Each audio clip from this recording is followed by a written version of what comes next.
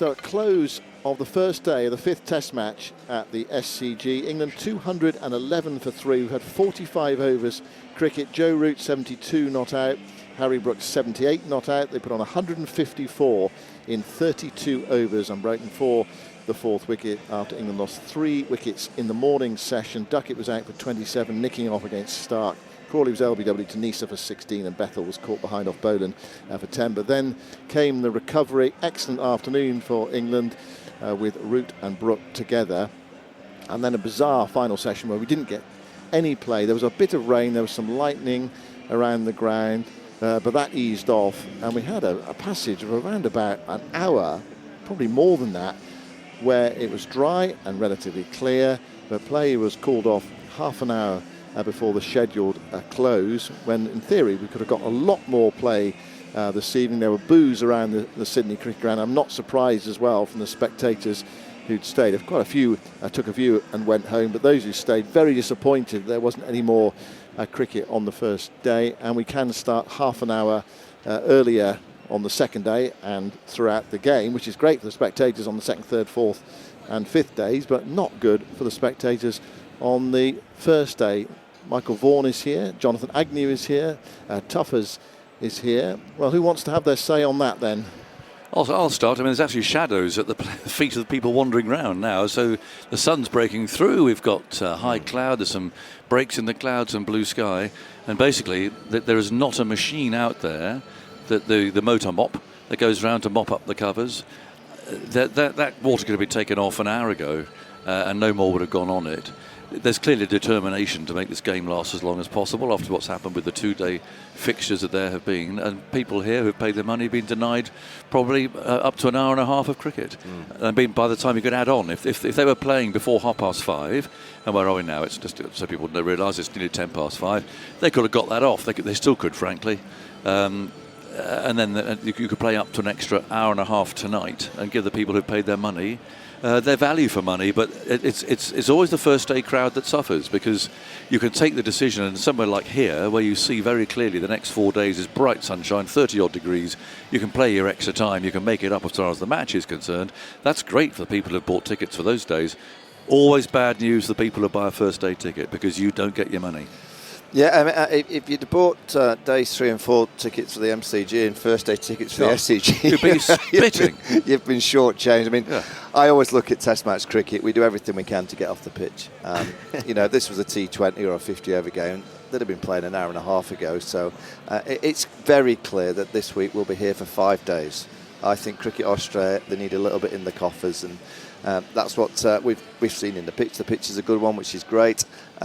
But from what I've seen in terms of the rain, the light and the conditions in the last hour or so, I think we've probably sawn off the kind of public who have paid their money in the ground today by a couple of hours at least. So it's absolute disgrace, really. Yeah. Disgraceful. Absolutely disgraceful. Well, where's the mop? Where is the mop? It's not even on the ground. It's parked in the CEO's office. It's locked up. It's chained to the wall. Yeah. They've taken all the fuel out. They've siphoned the petrol out. He's nicked the keys.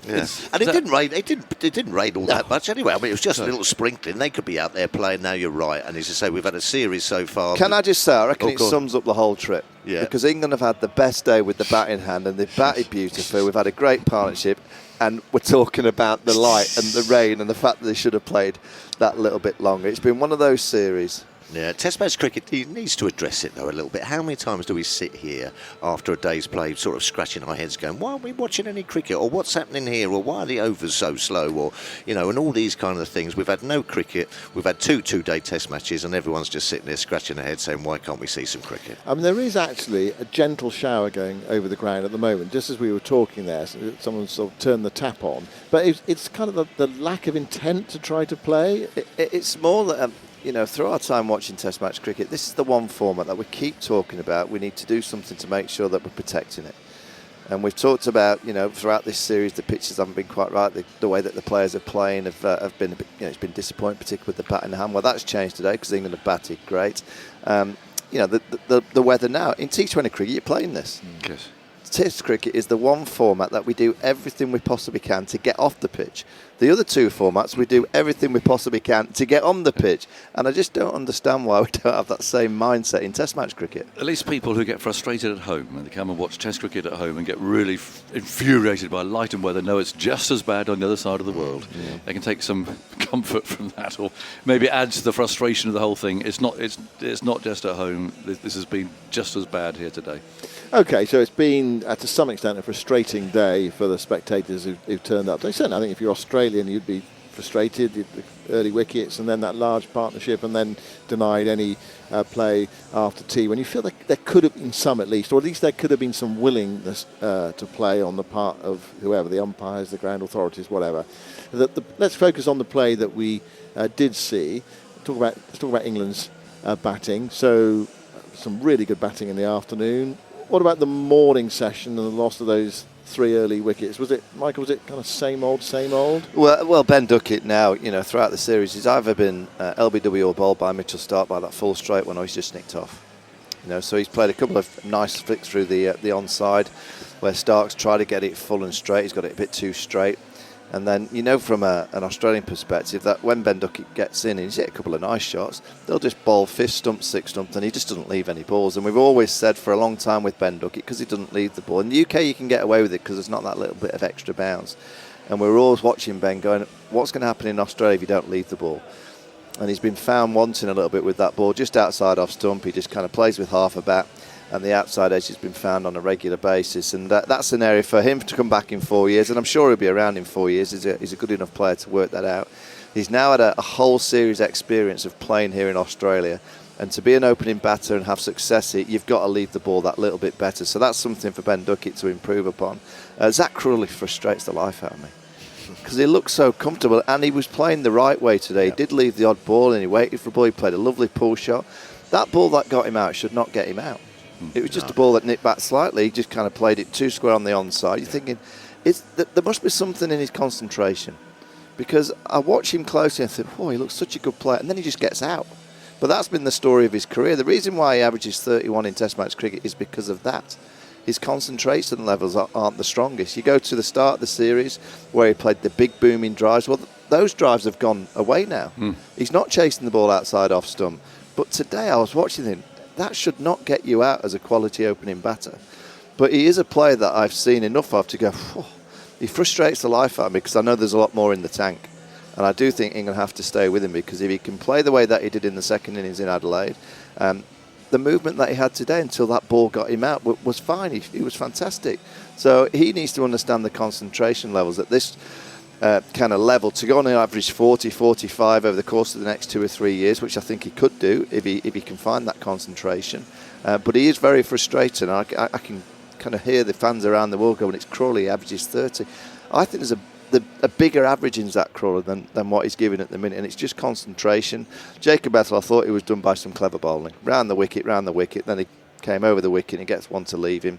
You're going to get the odd decent ball. And then we saw Test cricket at its best, where, Joe Root and Harry Brook soaked up the pressure. The field was spread, they knocked it about, and towards the back end, before we came out off for light, Harry started to play the Harry Brook way. It was a partnership which, again, frustration and disappointment that didn't happen earlier in the series, because, let's be honest, from the moment in Adelaide where England batted poorly in the first innings until Jofra Archer got that 50, and chasing 430, you've got a chance. The series was pretty much done there. Since that moment where we've all said the series has been gone, England have played good cricket.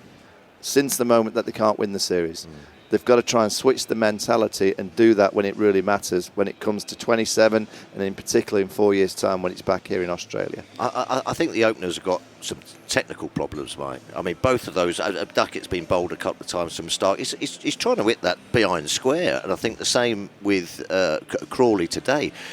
I mean, listen, I'm no batsman, Mike, but as an opening batter, you're told to play with the full face of the bat and knock it back past you. When you get the 30 or 40, 50 or something like that, you can start looking to sort of, create gaps and angles by sort of, turning the wrists on the ball. But anything that just seems to nip around for England's opening batters, they seem to be all at sea.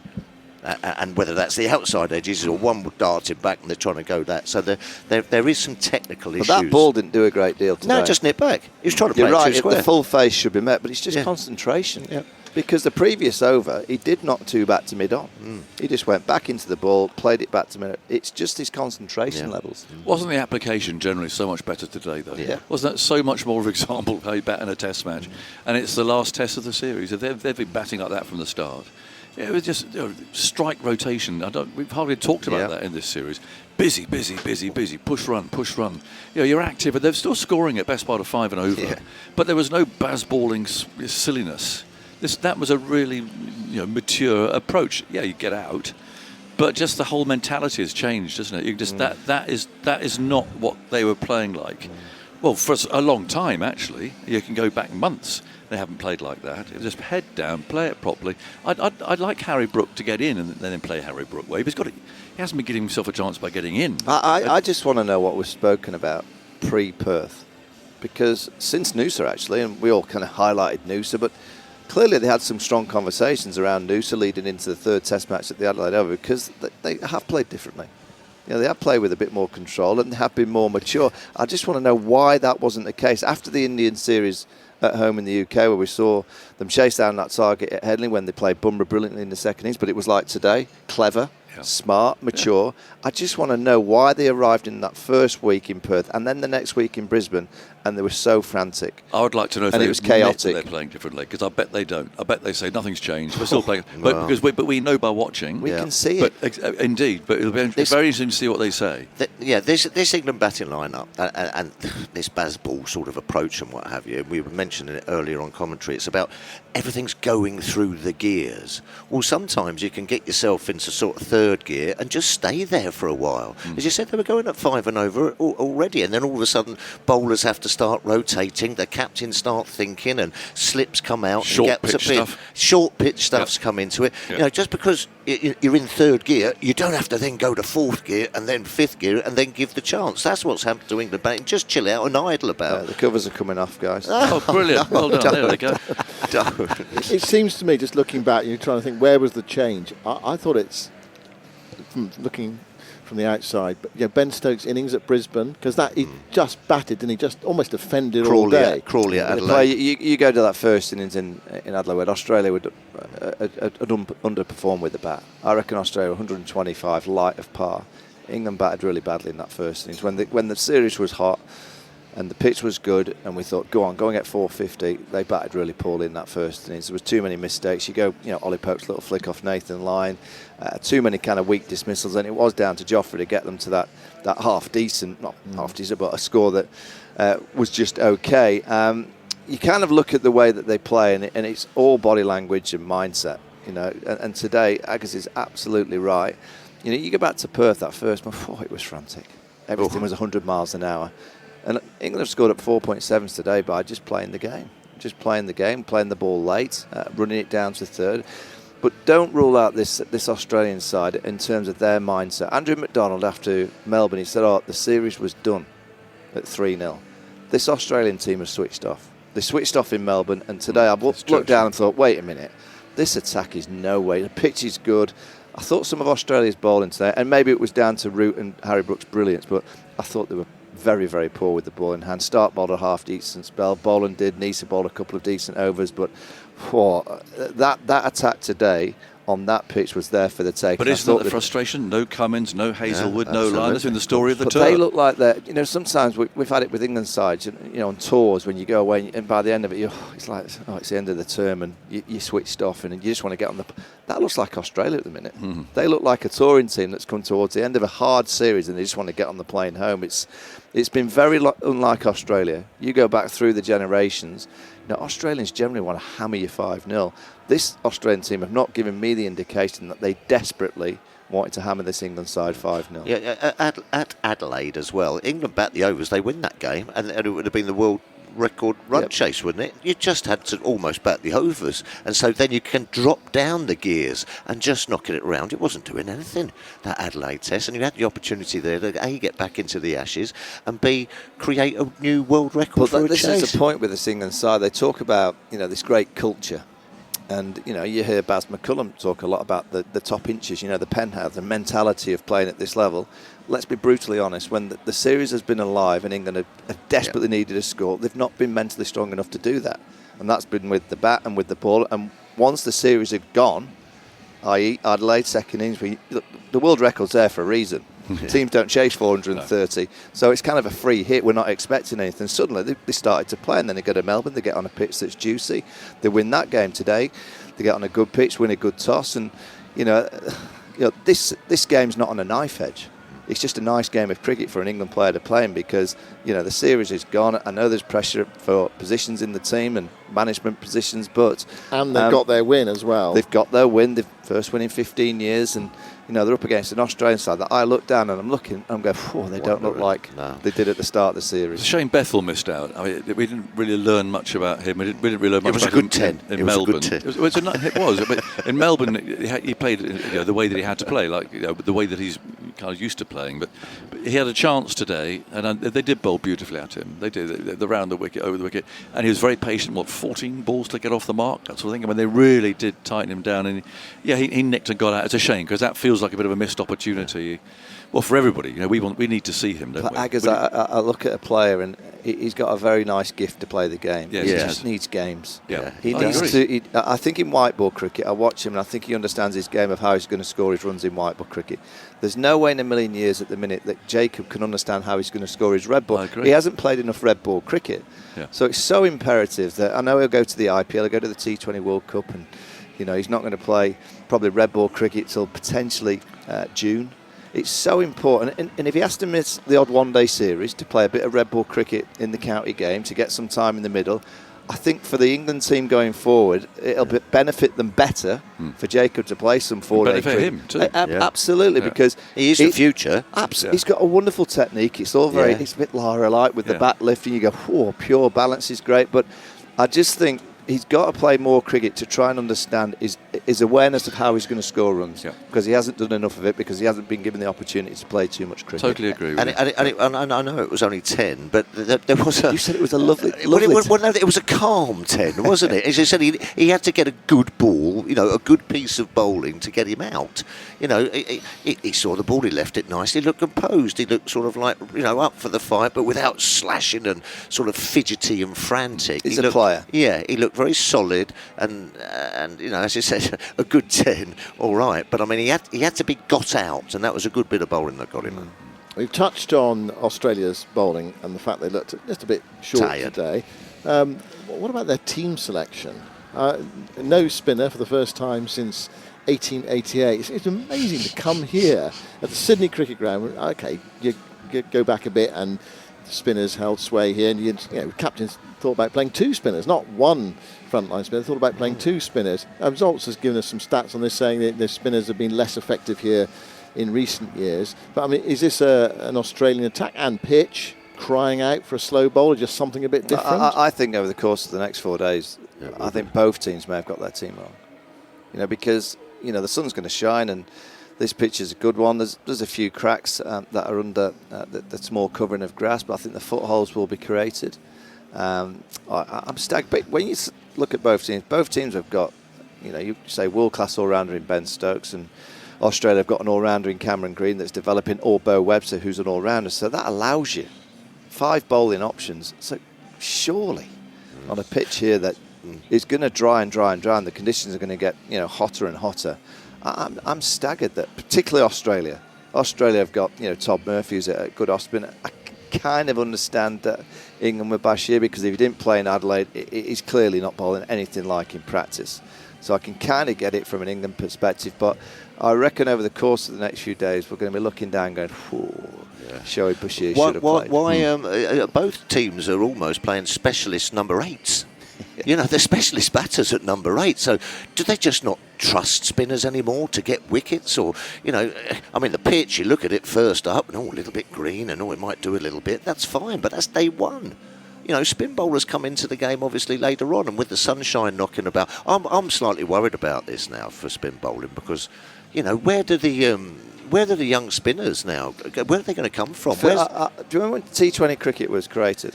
and we all said, oh, it'd be the death of spin bowling. Well, actually, spin bowling in T20 cricket, it's actually been the death of spin bowling in Test cricket. Because the way that all these players play the sweeps and the tricks and they dance down and they hit the ball and they've got these massive bats, shorter boundaries. Look at the boundary sizes here. I think most teams go, well, it's a bit of a risk playing a spinner because the spinner might go at 5s and 6s. Well, guess what, Cameron Green, what's he gone at today? Yeah. He's gone at 6 and 7. So, you know, I do think captains feel it's safer to bowl. It's a bit like county cricket. You know, counties and captains feel it's probably safe to bowl a 75-mile-an-hour bowler at 78 with the keeper stood up, wobble seam, ring field, driver on the offside, driver on the onside, try and bowl for dots, rather than play an off spinner or a left-arm spinner who might get whacked out the ground a few times. And they've been obsessed about the pitch too. Both teams have, haven't they? The media has been absolutely obsessed about the pitch. 3 days out, people talking about green mambas and that stuff. You think, hang on, 3 days to go yet. How do you measure grass? So How that do you shouldn't- measure grass? That shouldn't influence captains and management, though. They should be experienced enough to Well, of course, look at the surface and say, It was it was green, but now it's not so green. Yeah. Well, it was interesting because McDonald was saying that Todd Murphy plays, wasn't he? He was, you know, that was the kind of the language that he was saying before the Test match. Oh, we're going to go in with Murphy. We're going in with Murphy. All of a sudden, he's not playing. I think the problem Australia have with Steve Smith as the skipper, I think he plays off-spin so well himself. So he doesn't rate it. No, exactly. I think that's an issue. I think he thinks off-spin can't bowl, so he goes, well, I'm not having an off-spinner in my team. It's true. It's true. Things like that do happen. You know, I was here for the Victoria game versus New South Wales. The ball spun. Pitch I deteriorated. was here that game, didn't see you. Yeah, well, you'd have been in the posh section. I was just sat in the stands, and there was a little bit of tweak there. So I think this pitch will certainly offer something, which it may give Will Jacks a great opportunity of getting a few wickets later in the Test. Yeah, and spinners can still take wickets just because it's a bit of grass on the pitch. Otherwise, I would have never played. Yeah. I mean, has it just been sort of the legacy of the series, really, that the seam bowlers have got the job done? You say it's kind of like safety first, really. Yeah, well, also, I think this pitch may crack, and you know the taller bowlers might get that uneven bounce, which is going to be probably more threatening than an off spinner lobbing a few up. And I do think the way that these players play spin these days. It's off spinner lobbing a few. Well, I just think that these players in this era, they think spin's there to be whacked. Yeah. And that's why. But if you look at England, England get out to off spin. That's why if I'm Australia, I'm watching. Surely you watched Washington Sundar bowl to him when he got 4 for 22 at Lords, not spinning it. Yeah. I think this England side it is the one side that I would bowl a lot of spin to because I think they'll run past a few. Yeah, but to be honest, the spinners on offer in this series aren't very good, are they? I mean, Lyon accepted until he got injured. You know, Bashir is clearly unselectable at the moment, although they say not. Will Jacks, so we saw him in Adelaide. You know that he's not going to run through a team, is he? Todd Murphy, I don't think he's ever played a Test match in Australia. Has he? He played in the subcontinent and West Indies. So I think you just play safe and you go for the seamer. And I mean, Steve Smith did say about the cracks, didn't he, at the toss? And that I suspect that's why they've gone for and they've packed the batting. Yeah. Both teams packed the batting. Phil's right. The specialist number 8. You look at Australia. Webster at 8, Neser at 9, Stark at number 10. Yeah. So Australia have packed the batting. So there's a lot of talk coming into this match about the pitch, and we've touched on it a bit. I mean, how good for batting is this pitch at the moment? I think it's a beauty. Well, there's a bit of nibble there. The 20 overs of a Kookaburra ball. I mean, we've said it for years and the last few months that you just got to make sure that you don't have too much damage done against you. England had 3 wickets that fell, and then 2 players realised it was a good pitch and just played normally. You know, when you've seen Joe Root play that little glide down to third, which we haven't seen him do in Australia. I've never seen him really dominate that third man area with the bat. He did that all day, and that tells you that the pitch is just bouncing without that steep bounce or without that kind of extra pace. It's a good pitch, but it will deteriorate. You know, when we get to days, and I'm pretty sure we will get to days 3, 4 and 5, this pitch will start to do a few more tricks. But the first innings of the Test match, it's so important that England are 211 for 3. You know, that is an over 400 pass kind of first innings wicket without any question. Oh, but the good thing about today, I mean, I thought at lunch, oh dear, it just felt that little bit of a wobble. They were 3 down, and they've just taken it away, which is excellent. They played really well. They did indeed. No more so than Harry Brook, who is 78 not out, and he has been speaking to Henry Moran. Right then. Well, Harry, funny old conclusion to the day. What were you guys thinking in the dressing room as play was delayed, but we didn't necessarily see any rain falling? No, we kind of knew that it was going to rain today, and obviously we came off a bad light, and at that point we knew that the rain was going to come, and we were just sat around waiting for it to be called off, really. Talk to me about what made that partnership with Joe different to what else we've seen in this series, because it felt so calm and so controlled. It's a good wicket. It's a very nice pitch to bat on, and we managed to rotate strike nicely, get a few boundaries here and there, and it was just a nice surface to play on. This ground is one that has traditionally taken turn. It's shown some cracks already, but once that ball's softened up, you're saying it's as good as anything we've seen in the series? Yeah, it's definitely the best pitch we've played on this series for sure. Obviously they haven't picked a spinner, and they've gone with the 5-seam attack. They obviously thought it was probably going to do a little bit more than it did, but like I said, it's just generally a good wicket. Batting with Joe is something that you've done a lot domestically and internationally. What's it like being out there with somebody that is so good at strike rotation? Yeah, it's awesome. You get to get back on strike, and your innings ticks over, and there isn't many balls that he's not trying to get off strike. He's always looking to rotate and score runs, and that's part of batting really. You've got to be able to score runs. It's not just about survival. You've got to try and put pressure back on the bowler. In terms of the significance of this game, there's no such thing as a dead rubber in international sport. I mean, this game feels like it's got quite a lot of significance in terms of the narrative of the series. Yeah, it'd be nice to win this week and go home 3-2 down. Obviously, we didn't have the great start in the first 3 games, but we're still all dying to win, and we've just got to stick to our processes this week and do what we do best, which is putting the pressure back on them and looking to take wickets throughout and working towards modes of dismissal. If we do that this week and stick to our guns, there's no reason why we can't come on top. What was the conversation from Brendan and Ben coming into the match? Well, we didn't do much chatting, to be honest.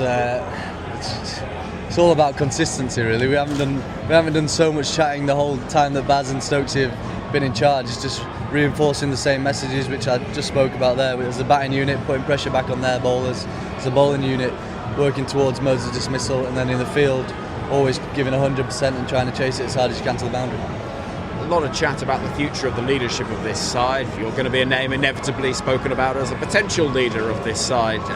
Where do you stand on it all? Is it distracting? I haven't read any of it. I haven't seen anything, so I have no idea. But I'm enjoying playing under Baz and Stokesy, and they've been phenomenal for the last 3-4 years. And it's been a highlight of my career so far. Obviously very short, but to be able to play under Baz, the coach that he is, he gives you so much confidence. He is the best coach I've had,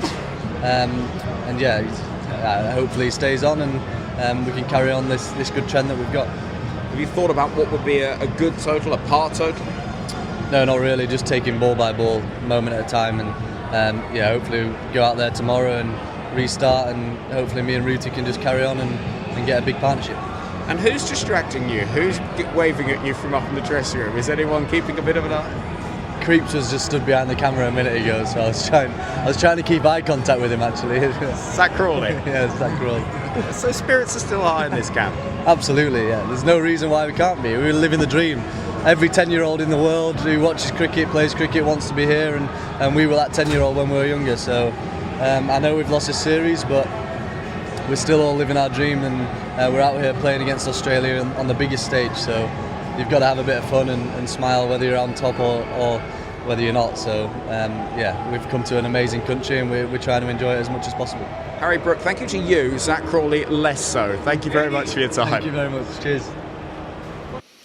Harry Brook speaking to Henry Moran. Let's get an Australian viewpoint now. Glenn McGrath has been with us during the day. This is the first day of the Pink Test, raising awareness and funds for the McGrath Foundation. He's been speaking to Eleanor Oldroyd, firstly, about his assessment of the day's play. So, Glenn, a curtailed day today, but what are your thoughts about day one? Yeah, no, it's interesting, isn't it, to see that pitch and to hear both captains at the toss were definitely going to bat whoever won. Fortunately for Ben Stokes, come down tails again. I think, Steve Smith needs to work on his tossing. At the start of the year, he went to toss and the coin just fell off his hand on the ground. At least he's getting a bit of height, but it's coming down tails every time. So he's lost 4 from 4, and but they still have to go out there and bat well. Australia bowled well in the first hour, pick up those 3 wickets, and then since then, Harry Brook and especially Joe Root's looked very good, very solid, and the pitch itself looks like a very good batting track at the moment. And that kind of application that England fans have been crying out for, really, from those two in particular. Yeah, no, Joe Root, I think, he's just class. He plays the way he plays. Harry Brook, he's got potential, hasn't he? He seems to have more time than anyone else, but just the way he goes about it. I think he's very much a numbers game sometimes. I can watch him and you can nearly see, okay, he's going to do this, and then after that he's going to... And I guess when you get to bowlers who actually have that experience and can sort of feel what's going to happen, it's going to be interesting to see how he goes. But he's quality. They're both going extremely well, and England are in a good position. Good batting track, as you say, but there was a certain amount of nervousness going into this Test match, wasn't there, about the condition of the wicket, whether it was going to favour the ball over the bat to an extreme extent, again, like it did in Melbourne. Maybe they've gone too far the other way. Well, batsmen do carry on, don't they? The pitch in Melbourne had a bit of seam, probably a little bit too much. I don't think we've ever spoken about 1, 2, 3 millimetres of grass more in our whole career, but that pitch did a bit. There's no doubt about that. Whether the batsmen could have applied themselves better and toughed it out and scored a few more runs than they did, maybe. So I like to think it's a bit. The pitch was tough, but the batsmen, some of their shot selection was a little bit left to be desired. So here, maybe I think the poor groundsman was under the pump, wasn't he? You've had two-day Test matches out of 4 in an Ashes series. It's unheard of. How much money has Cricket Australia lost in those two-day tests, and not to mention the food and everything else that's gone away. So I know they've donated it, which is great. I feel for the English fans of, some of them have saved up all year to come out to watch a Test match, and if they've got tickets to day 3, they've missed the whole game. So, I think the groundsman here was under the pump a little bit to produce something that was going to go the length. The pitch itself looks pretty flat, though there's talk that there's cracks out there, and this pitch has broken up and gets pretty tough to bat on, sort of come through third or fourth innings. So we'll wait and see what happens. There's some pretty warm days coming and forecasts and some fine weather, so I dare say we'll get to see the full extent of this pitch, what it's going to do, and hopefully get well into day 5. Do you think Australia got their bowling selection right? So they had the option of a spinner, didn't they? And they've not looked as if really they've known where to bowl to England in the afternoon session, or is that just good England batting? It's good England batting, but I think it's the pitch itself. And I've watched the way Australia have gone about it. Those 3 wickets they picked up this morning, they bowled some good areas there. Whether England had to play some of those deliveries or not, you can chat about it. Zach Crawley, who I'm a big fan of, just played across one and missed it. But since then, I think Australia, looking at their bowling, if I'm to be super critical, I think they bowled a little bit too full or a little bit too short some stages. They didn't hit that exact length that you have to on a pitch like that. And but no, you've got to give credit to the way Joe Root's batted, the way Harry Brooks batted. Brooks been happy to come out of his crease and unsettle the bowler line and length. But with Kerry coming up to the stumps, there's always little battles happening out there. But I think the pitch itself is at the moment a very good batting track. Oh, we're in day 1 of the Pink Test, which is in honour of the foundation that you set up to remember your late wife Jane. Just tell us about how things are going to unfold over the next few days beyond the fact that loads of people will be wearing pink. Yeah, so it's a foundation that Jane and I set up in 2005 after our experience of going through breast cancer and having a recurrence, and all of a sudden a breast care nurse being there, and the positive difference that made in her life or in our lives was incredible, especially hers, and realised there was not enough of these amazing people out there. And that's why we launched a foundation to raise funds to place breast care nurses in communities across the country. Unfortunately, Jane lost the battle in 2008, and since that time the support's been unbelievable. Jane never wanted it to be about her. It's not about me. It's about the families going through breast cancer. It's about the nurses. And then we achieved our mission that every person where they live had the free support of a breast care nurse within a 75k radius. To achieve that back in 2024 was amazing.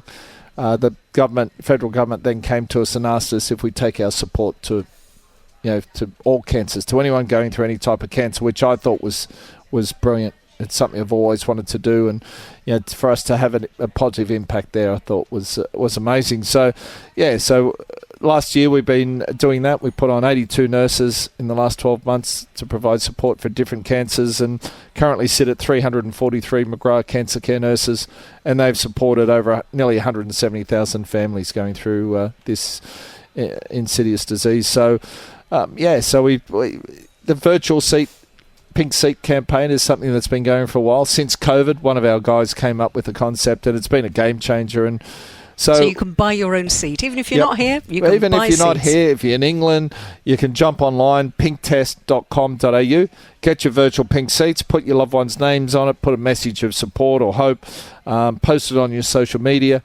So the 480,000 virtual pink seats, we sold 450,000 last year. 450 equates to 8,000 families getting that support or having that support available in one of the toughest times in their life. So, they're real numbers, and the money that people donate can see the tangible difference, positive difference it's making in people's lives, which I think is really important. Must be very moving for you to come here and see everything in pink, and the players with pink tinges to their uniforms as well.